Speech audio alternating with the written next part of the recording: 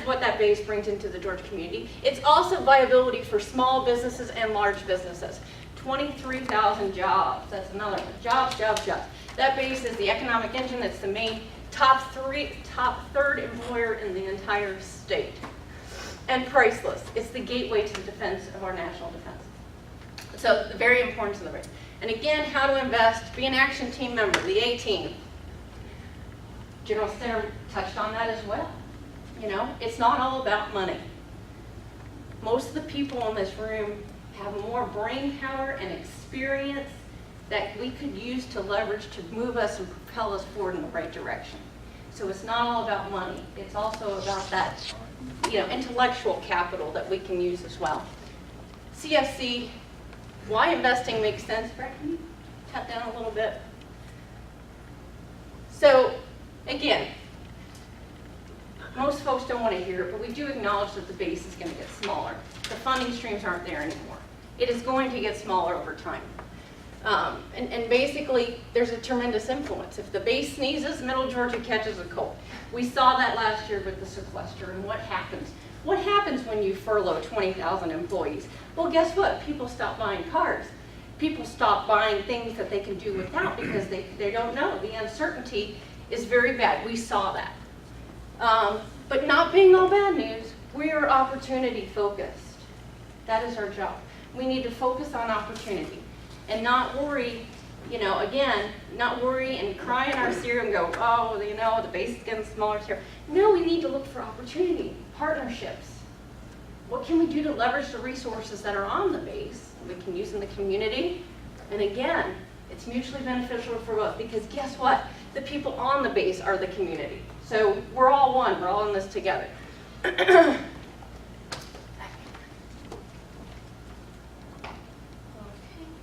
And next slide, please. Okay. And then finally, just to talk about, touch on information. Obviously, I was pretty darn pleased when General Stenner told me, our product is information. And I said, awesome, I'm glad you understand. You know, that is right on. That is why folks come to us for information. They want to know what is happening in the defense, and we look from not only locally all the way up to the macro level. What is happening in Washington, D.C.? Where are national defense authorization bills? Where the appropriations bill, where they give them money? Where does all that stand? How is the base going to be impacted by another sequester? What is happening? That is our job. Our job is to keep the community informed on what is going on and how that impacts the base and the community. There's limited resources. As community members, I know most of you are very aware that we're all kind of in the same group. And if somebody's having an event, we all try to help each other out and send 10 emails from each organization across each other. And really, we would like to have a centralized location for the region to get that collective information. We haven't solved world hunger yet. We're just starting to embark. But I will tell you that there are technological resources nowadays that can help you collate that information and really present that in a tailored way, because the average attention span, I lost you guys a long time ago, by the way. The average attention span nowadays is, any guesses? Anybody have? Just spit out a number for me. 18 seconds. Okay, anybody else? 8 seconds. What? Lower than a caterpillar. So, in doing so, really focusing on the collation, distribution of that information. How are we going to do that? What's it going to look like? More to come on this, but that's where you'll see I'll be focused over the next few months. OEA, great news. And it's not ready for public consumption yet, but it is good news. Laura, could you tell them a little bit about the scope? I'm sorry to put you on the spot. That's all right. But would you mind telling them a little bit about the scope of the opportunities that are coming from OEA? Sure. We did. It's not official. It'll be hopefully be like official with press release and all that very, very soon. Definitely by the end of September.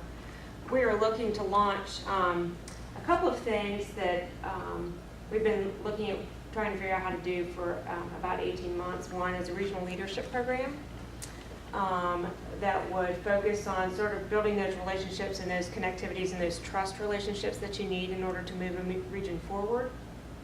We're also looking to help identify what are the job opportunities and doing some job profiles for either to help fill vacancies on the base as retirees happen. You know, what are those critical skills that we need to make sure that we have young people who can come in and fill those positions. But also, if we lose a mission on the base and then so somebody needs to go to another position, what are the opportunities in the marketplace in Middle Georgia where they may be able to transfer. We're also going to be doing a freight and logistics analysis. There's been a lot of discussion over the years as Middle Georgia as a freight and logistics manufacturing aerospace warehouse distribution hub because of all the resources we have here, not only at Robins Air Force Base, but the airports, the rail, the roads, the highways. And so we'll be looking to undertake a freight and logistics study to help us come up with a strategy as to what we can do in that arena as well. And then I think there's one other big thing. I think it wasn't the Job profiles was dual headed, it was the mail. But anyway, good stuff. Yeah. Good stuff. We're very excited. Yes. And hopefully- OEA is Office of Economic Adjustment. Yes. And believe it or not, they are a Department of Defense entity. And they are shifted congressional funds to help communities that are impacted by job loss. And Mr. Lowe was critical in helping to provide, you know, the downsizing that he saw in the contractor arena and those jobs that he saw go away. He helped provide to us as justification for those grants. So, you know, again, it's a good, losing a job is never a good thing, but at least we're looking at innovative ways to capitalize on those job losses. And we'll do it. Any questions for Chrissy? All right, guys, you can tell we've got a lot going on, and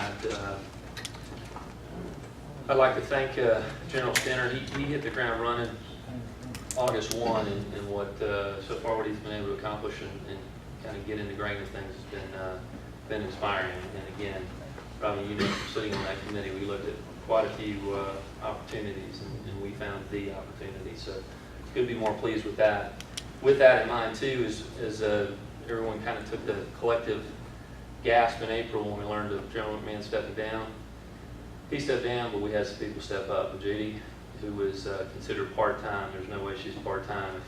Like General Stenner says, she knows everything about everyone, about everything on the base, outside the base too. And she stepped up and surged to a 4-day week, and I appreciate that, Judy. I also have to express my appreciation to Chrissy. She stepped up as the interim CEO, and after that first day of deer in the headlights, I tell you what, she kept all the oars in the water, and for that 3-month period did exceptional work with just a poise and a professionalism and with a confidence that that really took a lot of heat off of me as a volunteer chair. And you talk about a collective sigh when I saw these two whip into action, and now that we've got General Stenner on board too. I appreciate you guys very much. So, in fact, I'd like to.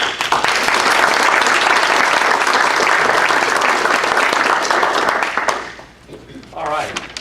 Is there any old business that we need to touch on? Fred, I don't know about old business, new business, whatever, but we need to, and I hope the bylaws reflect some way of our membership.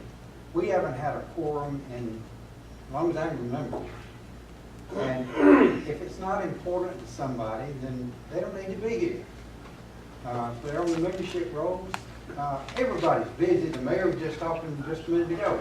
He had to plug in a bathroom break in his schedule. I didn't want that to be He just did.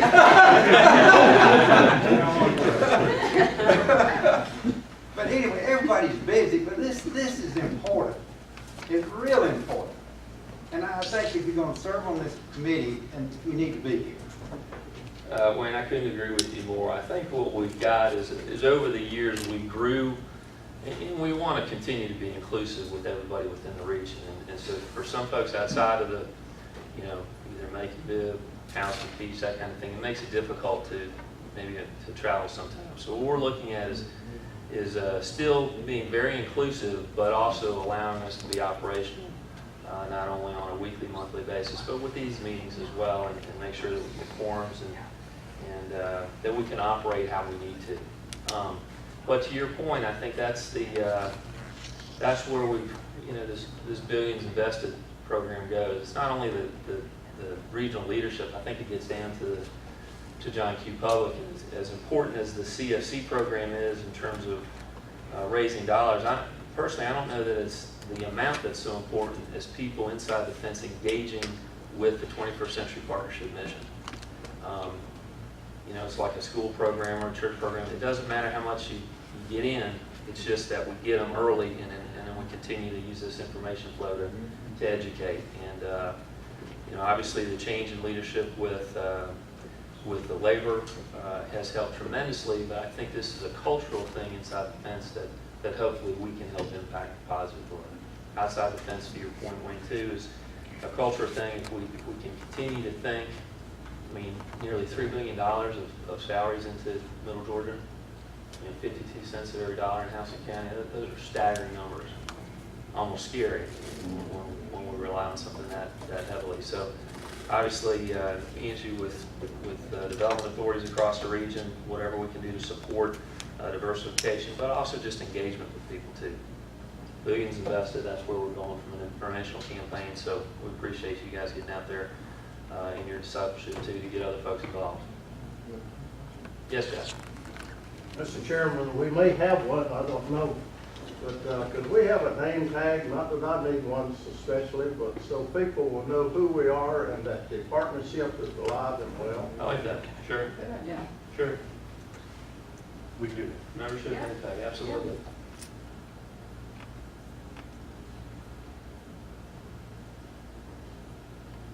All right. And Jack, you have to come to the meeting to get it the first time. How about Some statute of limitations for picking it up. Exactly. All right. Anything else for the good of the order? All right, our next meeting is December 18th. 18th, good. December 18th. In location to be determined, it may be in Macon. We're looking at doing it at Goodwill Industries in Macon.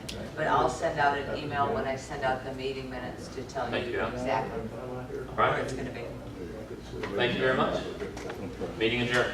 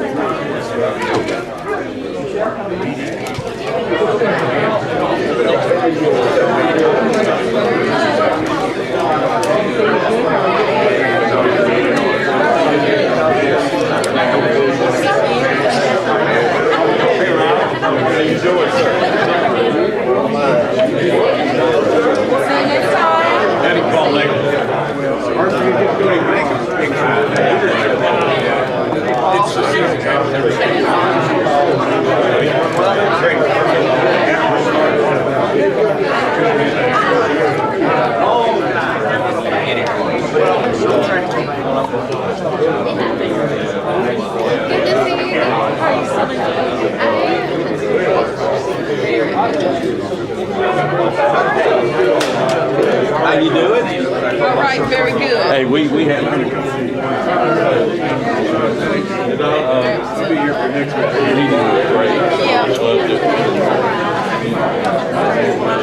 But then it came out with that newspaper article where he said I saw that part, and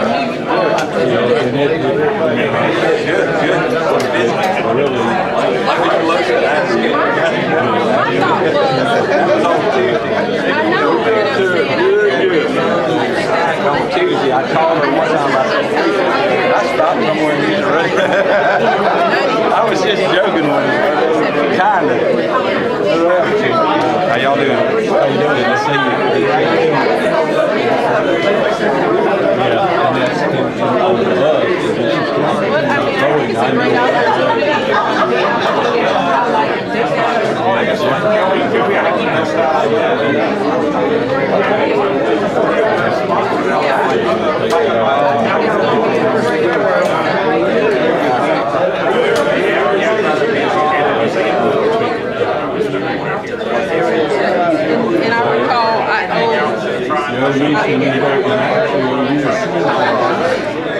may just send it to you, make sure that Yeah, and that was the other thing, I was gonna get you, in contact with, okay. Okay, sounds good. I know,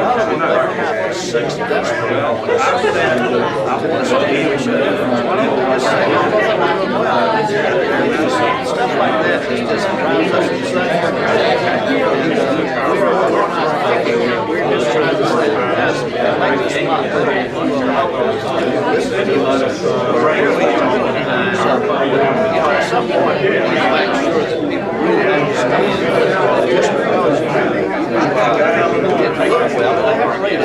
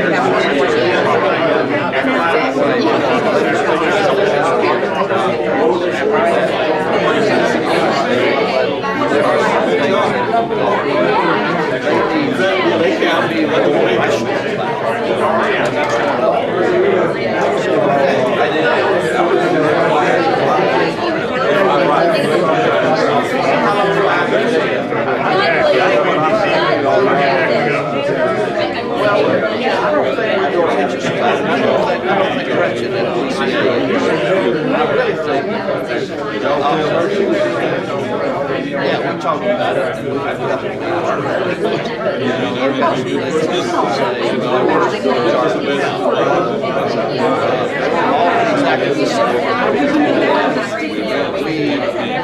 Things that nobody else in the state does. Again, we haven't audited, we just looked at the rated, but not audited.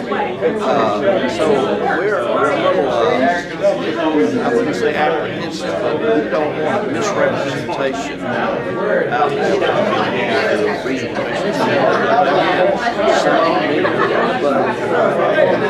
They need to give you another great example.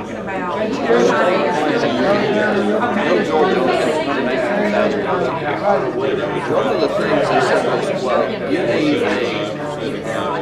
that's APA certified, one for every 100,000 acres. That means I'm not that fine. Yeah. Well, you know, I get it, but I've got other people who do planning. And maybe they have their own planning. They submit their own, and the council and Robinson, one way or another.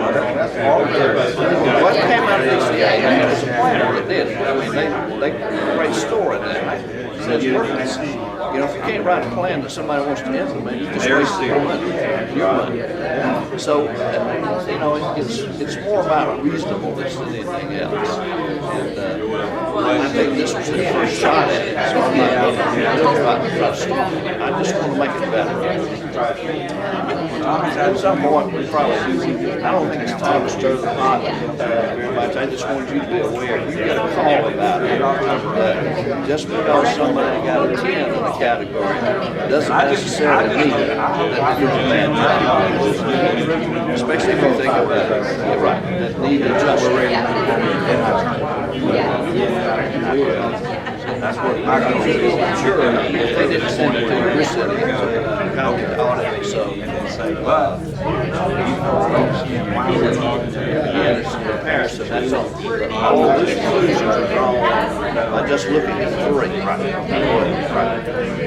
So,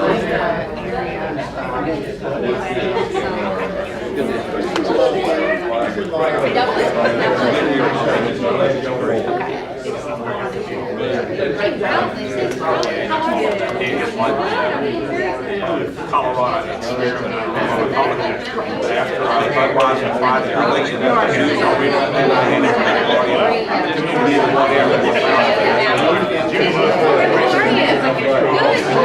the problem was everybody tried to get us out.